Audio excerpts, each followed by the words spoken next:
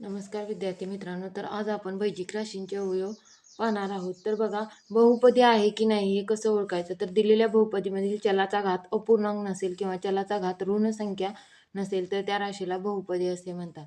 चलाचा घात हा अपूर्णांक पण नको आहे आणि ऋण संख्या पण नको आहे, तर ती बैजिक राशी आहे. म्हणजे काय, तर बघा, जर पी आणि क्यू या दोन बहुपदी असतील आणि q is not equal to 0 असेल तर पी छेद क्यू या राशीला गुणोत्तरीय बैजिक राशी असे म्हणतात. म्हणजे नॉट इक्वल टू 0 पाहिजे. तर q is equal to not equal to 0 पाहिजे डिनॉमिनेटर. आणि चलाच्या ज्या किमतीत छेदातील बैजिक राशीची किंमत 0 होते तेव्हा त्या किमतीतील गुणोत्तरीय बैजिक राशी अर्थहीन असते.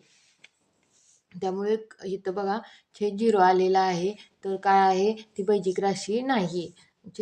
काय पाहिजे, डिनॉमिनेटर म्हणजेच छेद हा काय नसला पाहिजे, 0 नसला पाहिजे.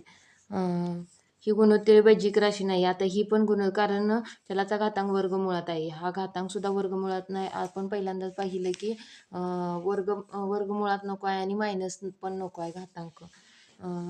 तर ही झाली बैजिक राशी. खालील गुणोत्तरीय राशी आहेत की नाही हे ठरवा. आता आपल्याला काय बघायचं आहे, आपण काय केलेले आहेत, एक्झाम्पल घेतलेले आहेत. बघा, कसं ओळखू शकतो, तर छेद फक्त 0 नाही आला पाहिजे आणि घातांक पण रूटमध्ये नसला पाहिजे आणि काय ऋण नसला पाहिजे. आता हा रूटमध्ये आहे त्यामुळं नाही. बघा, ही आहे, हा रूटमध्ये आहे त्यामुळं नाही. रूटमध्ये आहे.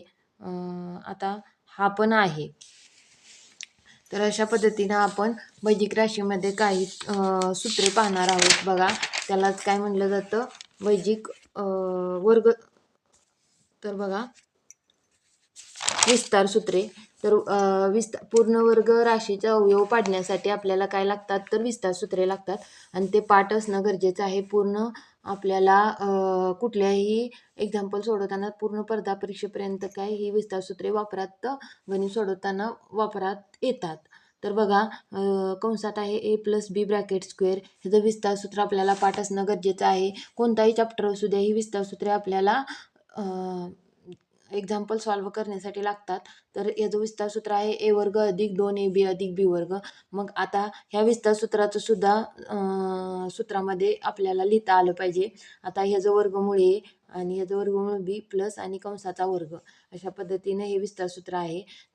दुसरं विस्तार सूत्र मायनसचं काय आहे, ए मायनस बी ब्रॅकेटचा square is equal to A square minus 2ab अधिक बी स्क्वेअर, हे दुसरं झालं.